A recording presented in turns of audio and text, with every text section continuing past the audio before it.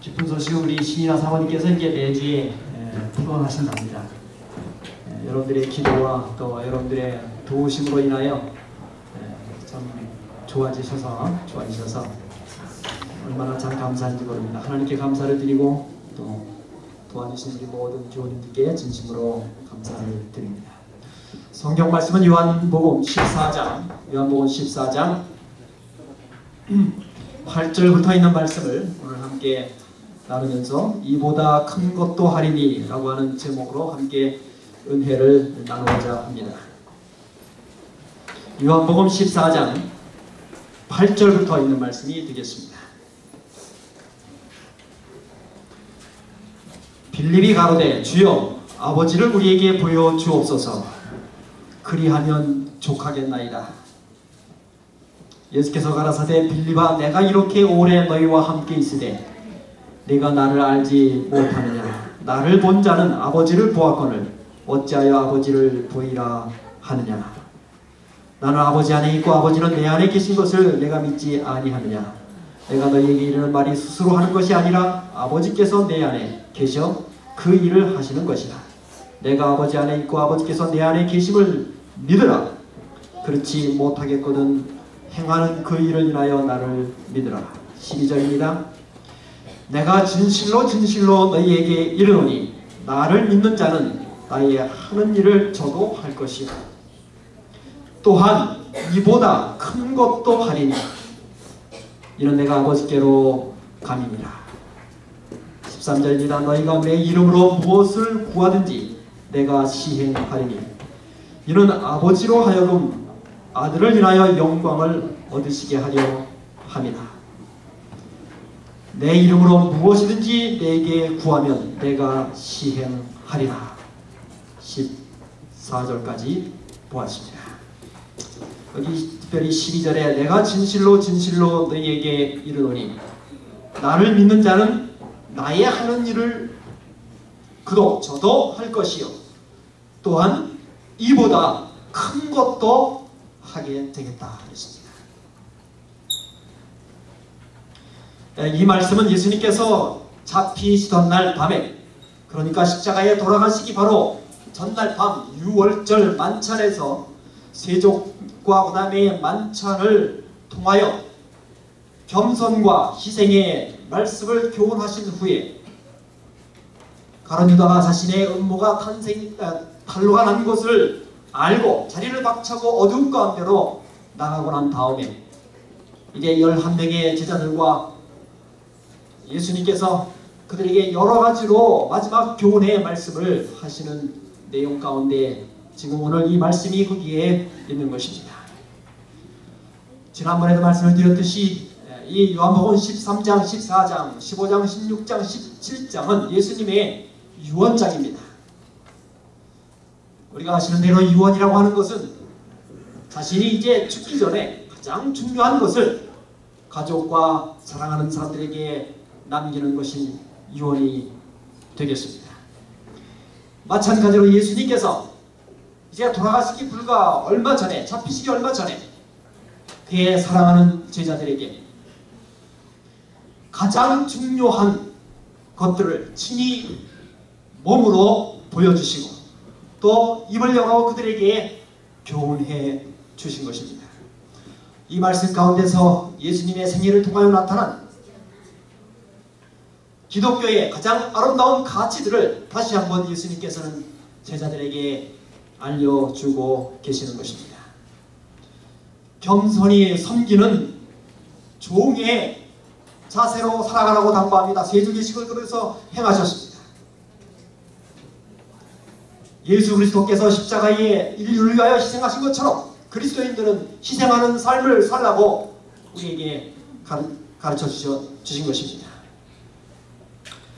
예수님 없는 그러한 생활을 이제 살게 될 때에 제자들이 이렇게 겸손과 희생의 삶을 살아야 할 것을 교훈해 주셨습니다. 또한 새 계명을 너희에게 주노니 서로 사랑하라.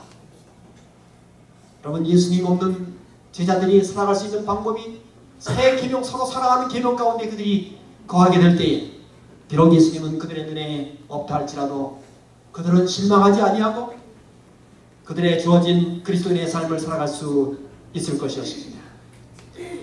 이제 다시 예수님께서는 재림의 소망을 그들에게 말씀하십니다.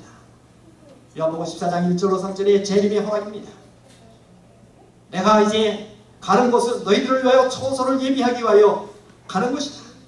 너희들은 재림의 날을 고대하라. 내가 그 날에 다시 와서 이제 예비된 그 나라를 너희들과 더불어 상속하여 함께 있게 될 것을 약속해 주셨습니다. 그때에 빌립이 도마가 이야기하죠. 주여 어디로 가는지 우리가 알지 못하거늘 그 길을 어찌 우리가 알 수 있습니까? 그럴 때 예수님께서 그 유명한 말씀을 하시게 됩니다. 나는 길이요 진리요 생명이니 나로 말미암지 않고는 아버지께로 갈 자가 없느니라. 오로지 예수 그리스도만이 하나님께로 이르는 유일한 길이요 진리요 생명임을 예수님의 제자들과 오늘 그리스도인들은 굳게 믿고 그의 재림을 기다리는 삶을 살아야 하는 것입니다. 여기 이제 다시 그 도마의 이야기가 있은 다음에 예수님의 제자 가운데 빌립이 예수님에게 질문합니다. 주여 아버지를 우리에게 보여주옵소서. 그러면 우리가 만족하겠습니다. 아버지께로 가신다고 하는데 아버지를 좀 우리에게 보여달라고 요청합니다. 예수님께서 대답하시지요.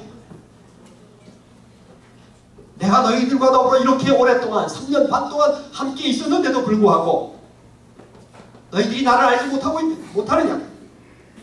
나를 본 자는 아버지를 보았다. 예수님께서 그렇게 말씀하십니다. 지난 3년 반 동안 예수님의 제자들은 누구와 더불어 함께 있었던 것입니까? 하나님과 더불어 함께 있었던 것입니다. 왜냐하면 아버지께서 내 안에 거시고 나도 아버지 안에 거하기 때문에 아버지와 나는 하나이기 때문에 나를 본 자는 아버지를 보았다고 예수님께서 말씀하셨습니다. 우리 예수님은 아버지 하나님과 혼연일체의 삶을 사셨습니다.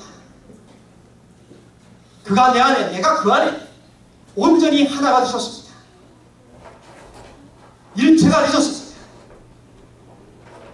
여러분 이것은 예수님의 삶을 통하여 하나님은 어떠한 분이신지 예수님의 삶을 통하여 하나님은 무엇을 원하시는지 예수님의 삶을 통하여 그분의 뜻은 무엇인지 예수님은 그분의 삶을 통하여 하나님의 정부의 참된 가치와 하나님의 정부는 어떠한 곳인지를 잘 드러내신 분이십니다. 그러한 삶을 예수님은 사셨습니다. 그래서 여기 빌립에게 나를 본 자는 아버지를 보았다고 말씀하셨습니다. 오늘 이 사실은 우리들에게 있어서도 교훈을 가져다 줍니다. 오늘도 이 세상에 아버지를 보여주면 하나님을 보여주면 내가 믿겠다고 하는 사람 많이 있습니다. 여러분 우리가 그런 사람들에게 뭐라고 대답해야 할 수 있겠습니까? 또 해야 되겠습니까? 나를 본 자는 누구를 본 자와 같다고요? 아버지를 본 자와 같다고 하는 예수님의 대답을 우리가 할 수 있어야 할 것입니다.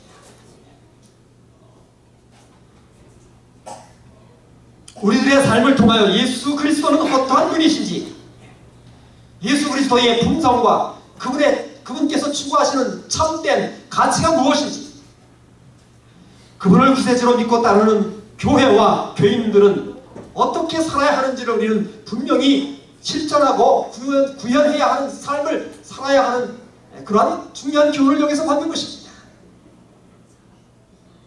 우리의 삶을 통하여 메시아의 왕국의 특성이 무엇인지를 우리는 나타내 보이는 삶을 살아야 하는 것입니다. 그리스도의 나라의 핵심 가치가 무엇인지 우리의 삶을 통하여 그것이 드러나야 할 것입니다.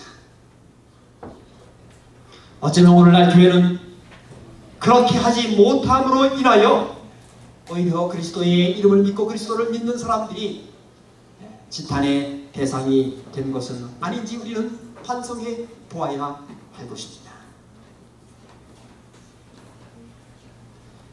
하나님을 보려면 이제 여러분 어떻게 우리 교회가 어떠한 이야기를 들으면 좋겠습니까? 하나님을 보려면 어느 교회 가면 된다? 네, 여기 333번지 뉴 웨스트민스터의 6스트릿에 여기 재림교회를 가면 된다고요. 하나님을 보내면 거기에 가면 된다고요. 예수님이 어떤 분이신지 보내면 거기에 가야 된다고요. 거기에 가면 다 볼 수 있다고요.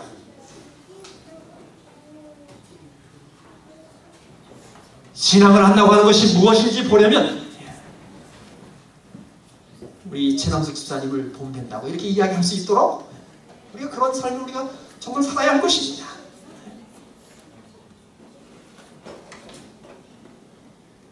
여러분, 예수님의 생애는 예수 그리스도 하나님을 아주 온전히 나타내는 그런 삶을 사셨어요. 그래서 아버지를 보여달라고 할 때 나를 본 자는 아버지를 보았다고 했습니다.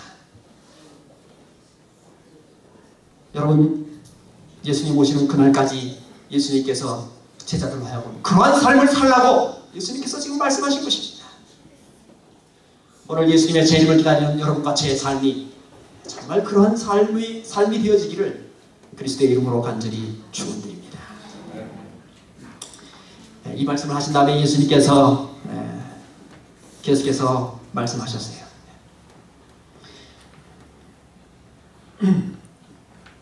이제 그리스도를 믿는 자들이, 즉 제자들이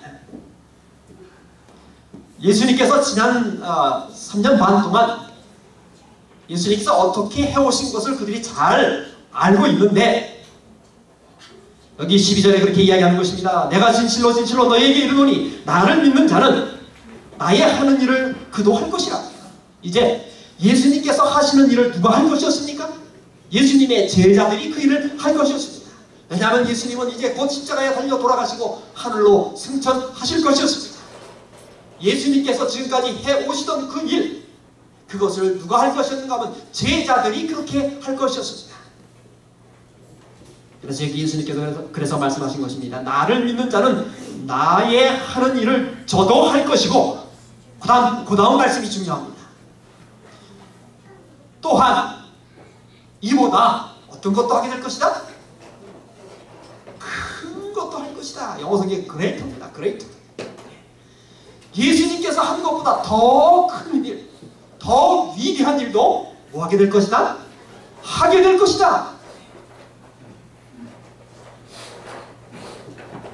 예수님께서 인간으로 이 땅에 오셔서 하셨던 것보다 더 큰 일도 하게 될 것이다 라고 예수님께서 말씀하셨습니다.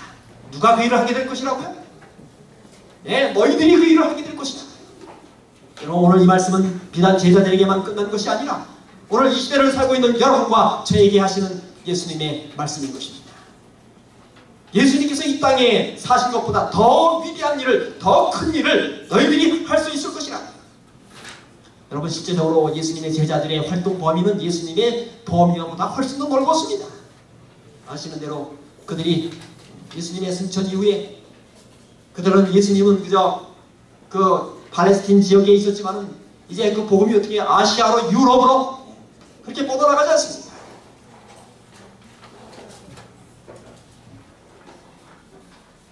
그런데 그 다음에 보면은요, 이러한 위대하고 큰 일을 할 수 있는 비결이 거기에 나옵니다. 그렇게 하기 위해서 여기 예수님께서 아주 큰 비결을 그들에게 말씀해 주셨습니다. 13절에 너희가 큰 일을, 나보다 더 큰 일을 할 수 있겠다라고 할 수 있다고 말씀하시면서 13절에 너희가 내 이름으로 무엇을 구하든지 내가 어떻게 하겠다? 시행하겠다. 14절 내 이름으로 무엇이든지 내게 구하면 내가 뭐 하겠다고요? 시행하겠노라. 여러분, 예수님의 제자들이 예수님께서 하신 것보다 더 위대한 일을 할 수 있는 비결을 예수님께서 가르치셨습니다. 너희들이 뭐 하라고 하는 거예요? 너희들이 뭐 하라? 내 이름으로 뭐 하라? 구하라. 내 이름으로 구하라. 너희들이 내 이름으로 구하기만 하면 내가 했던 것보다 더 위대하고 더 큰 일을 너희들이 할 수 있을 것이다 라고 예수님께서 말씀하시면서 너희들이 뭐 하라? 이제 나는 이제 십자가에 달려 돌아가서 죽어서 그 다음에 부활하고 너희들과 더불어 함께 있지 못하지만은 너희가 뭐하라? 구하라. 다시 말하면 기도로서 간구하라고 하는 것입니다.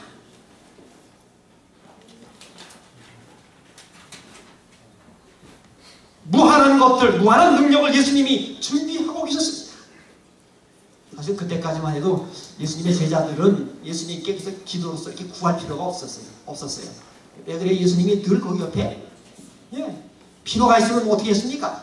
쫓아가서 주여, 이 많은 사람들이 먹기에는 이제 다 굶고 있는데 먹을 것이 없나이다. 어떻게 하면 좋겠습니까? 그냥 와서 물어보면 예수님이 또 거기에 대한 해결과 방안을 다 주셨어요. 그러나 이제는 예수님께서 더 이상 그들과 함께 하지 않을 것이었습니다. 그렇기 때문에 예수님이 이제 너희들은 내 이름으로 구하기만 하면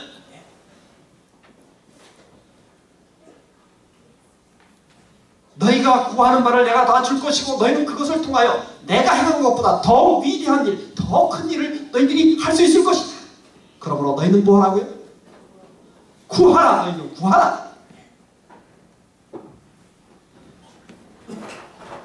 지금까지는 제자들은 기도로서 하늘 아버지께 구하는 일이 필요치 않았을지 모르지만은 이제는 예수님께 직접 예수님의 이름으로 구하라고 그렇게 말씀하고 있는 것입니다. 사실 이전에도 예수님께서는 기도를 가르쳐 주셨습니다. 산상보훈에서 예수님께서 기도를 가르쳐 주셨죠. 주기도문 가르쳐 주셨습니다. 하늘에 계신 우리 아버지시여. 그러나 이제부터는 그 제자들의 기도가 좀 다를 것이었습니다. 그 산상보훈의 기도는 어때요? 일용할 양식을 주옵시고, 그 다음에 죄의 용서, 그 다음에 또 우리 필요한 것을 요청하는 그런 기도였지만요. 이제 예수님께서 승천하신 다음에 제자들의 기도는 아주 좀 더 적극적인 기도가 될 것이었습니다. 하나님의 능력을 필요로 하는, 능력을 간구하는 그러한 기도로 그들이 바뀔 것이었습니다. 왜냐하면 예수님께서 그것을 그렇게 기도하여 요청하라고 말씀하셨기 때문인 것입니다. 그것을 기도를 통하여 너희들을 요청할 때에 예수님께서 주시겠다고 그렇게 말씀하신 것입니다. 요한복음 16장 23절 24절입니다. 16장 23절 24절.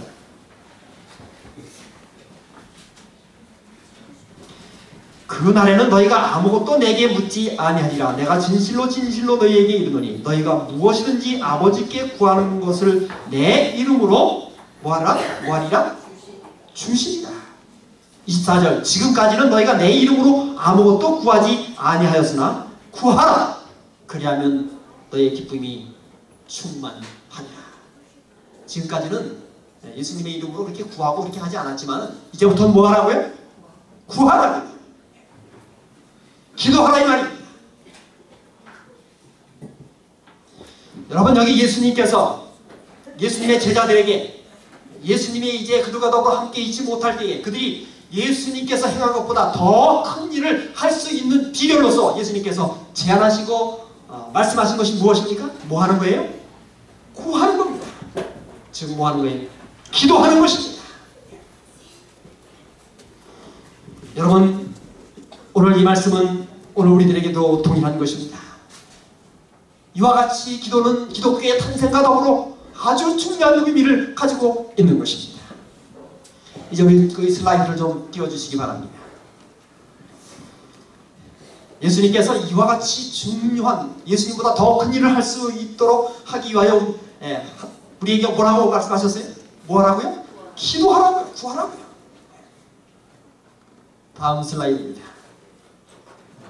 우리가 아는 대로 정례기란 94쪽에 우리 아시는 대로 우리 선계를 중심으로 해가지고 중보 기도회를 시작한 것은 참으로 좋은 일이라고 생각이 됩니다. 우리 다 같이 한번 읽어보겠습니다. 유명한 말씀입니다. 기도는 시작.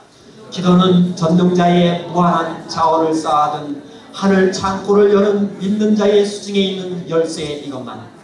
하나님의 자녀들은 어찌하여 기도하기를 싫어하는지. 정례기란 94쪽입니다. 기도는 전능자의 무한한 자원, 부와 지와 그 다음에 지혜와 지식과 지혜를 쌓아둔 하늘 창고를 여는 믿는 자의 수중에 있는 뭐라고요? 믿는 자의 수중에 있는 열쇠라고요. 대단하지 않습니까? 여기 예수님께서 뭐라고 말씀하셨어요? 너희들이 내 이름으로 구하기만 하면 내가 뭐 하겠다? 내가 시행하겠다고요. 시행하겠다.